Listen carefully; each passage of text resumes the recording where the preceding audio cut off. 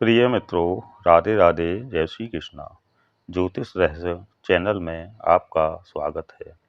आज के वीडियो में हम कुंडली के भावों के बारे में जानेंगे कि किस किस भाव से क्या क्या विचार किया जाना चाहिए।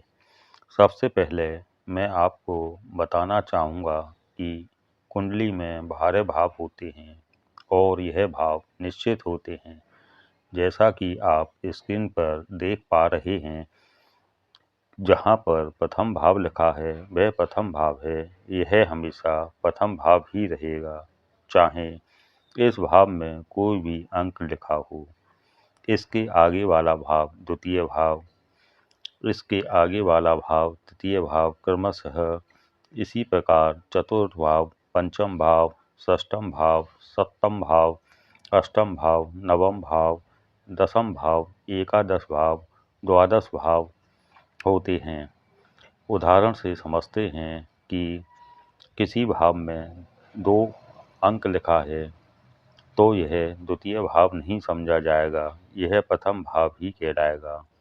इसी प्रकार यदि 5 अंक लिखा है तो भी यह प्रथम भाव ही रहेगा।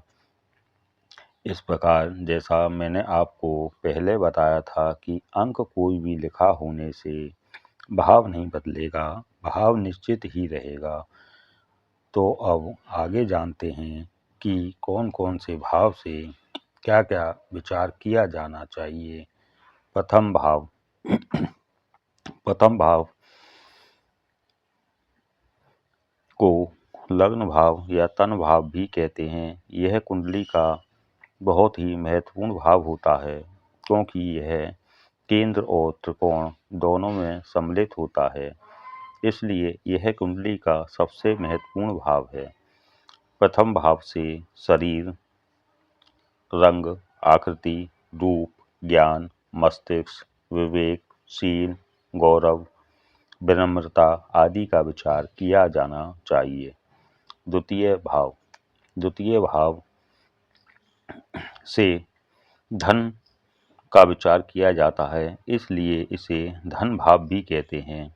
इस भाव से धन, धान, संपत्ति, कुटुंब, परिवार, मृत्यु, वाणी, सत्य, दान, दायां नेत्र, पड़ोसी आदि का विचार किया जाना चाहिए। तृतीय भाव। तृतीय भाव से छोटे भाई बहन, पराक्रम, धैर्य, गला आदि का विचार किया जाता है। इसके अलावा तृतीय भाव से और भी कई चीज़ों का विचार किया जाता है, जिसके बारे में हम आगे के अध्यायों में धीरे धीरे करके चर्चा करेंगे। अब जानते हैं चतुर्थ भाव से क्या क्या विचार किया जाता है। चतुर्थ भाव। चतुर्थ भाव से सुख, माता, भवन, भूमि, अचल संपत्ति, वाहन, गणाधन, फेफड़े, छाती का ऊपरी भाग आदि का विचार किया जाता है।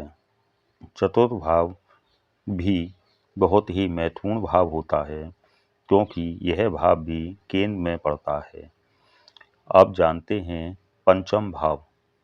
पंचम भाव से निम्नलिखित बातों का विचार किया जाना चाहिए, जैसे संतान, बुद्धि, विद्या, यश, अनुयायी, छाती का निचला भाग, हृदय रोग आदि का विचार किया जाना चाहिए। कुंडली में पंचम भाव भी बहुत महत्वपूर्ण भाव होता है, क्योंकि इस भाव को त्रिकोण में शामिल किया गया है। 1, 5, 9 आदि भाव त्रिकोण में आते हैं। इस प्रकार हमने जाना कि पंचम भाव से किस किस बात का विचार किया जाना चाहिए। अब जानते हैं षष्ठम भाव। षष्ठम भाव से रोग, ऋण, शत्रु, चिंता, मुकदमेबाजी, अपयश आदि का विचार किया जाना चाहिए। चूँकि षष्ठम भाव शास्त्रों के हिसाब से पाप स्थान माना जाता है, इसलिए इस भाव को भी बहुत ही महत्वपूर्ण माना गया है कि इस भाव से जातक के रोग, ऋण, शत्रु आदि का विचार किया जाता है। सप्तम भाव से जीवन साथी, काम वासना, विवाह, दैनिक व्यवसाय, साझेदारी आदि का विचार किया जाता है। अब जानते हैं कि अष्टम भाव से क्या क्या विचार किया जाता है। अष्टम भाव से आयु, मृत्यु, दुख आदि का विचार किया जाता है। इस प्रकार हमने 8 भावों तक जान लिया कि किससे क्या क्या विचार किया जाता है। अब जानते हैं नवम भाव। नवम भाव से धर्म, तीर्थ यात्रा, स्वप्न, पिता आदि का विचार किया जाता है। नवम भाव को भाग्य भाव भी कहा जाता है, इसलिए यह भाव भी बहुत ही महत्वपूर्ण हो जाता है। अब जानते हैं कि दसम भाव से क्या क्या विचार किया जाना चाहिए। दसम भाव को कर्म भाव भी कहते हैं। इसके अनुसार कर्म भाव से राज्य, कर्म, कारोबार, पद, प्रभुता, पिता, प्रतिष्ठा आदि का विचार किया जाना चाहिए। अब जानते हैं कि एकादश भाव से क्या क्या विचार किया जाता है। एकादश भाव को लाभ भाव भी कहते हैं, इसलिए यह भाव भी बहुत ही महत्वपूर्ण होता है।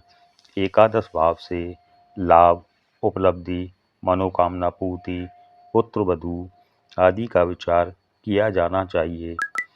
कुंडली के सारे भाव ही बहुत महत्वपूर्ण होते हैं, क्योंकि इन सभी भावों से कुछ न कुछ विचार किया जाता है, चाहे वो अच्छा हो चाहे वो खराब हो। इसलिए सभी भावों बराबर महत्वपूर्ण स्थान रखते हैं। आइए अब जानते हैं कुंडली का अंतिम भाव, द्वादश भाव। द्वादश भाव को व्यय भाव भी कहा जाता है। द्वादश भाव से व्यय, मोक्ष, शय्या सुख, हानि, विदेश यात्रा आदि का विचार किया जाता है। दोस्तों, इस प्रकार हमने जाना कि कुंडली के 12 भावों से क्या क्या विचार किए जाते हैं। जब हम किसी जातक की कुंडली का अध्ययन करते हैं तो हमको इन भावों से क्या क्या जाना जाता है, क्या क्या विचार किया जाता है, उसका ध्यान रखना चाहिए। राधे राधे, जय श्री कृष्णा। आपका दिन मंगलमय हो। तो मिलते हैं अगले वीडियो में। धन्यवाद।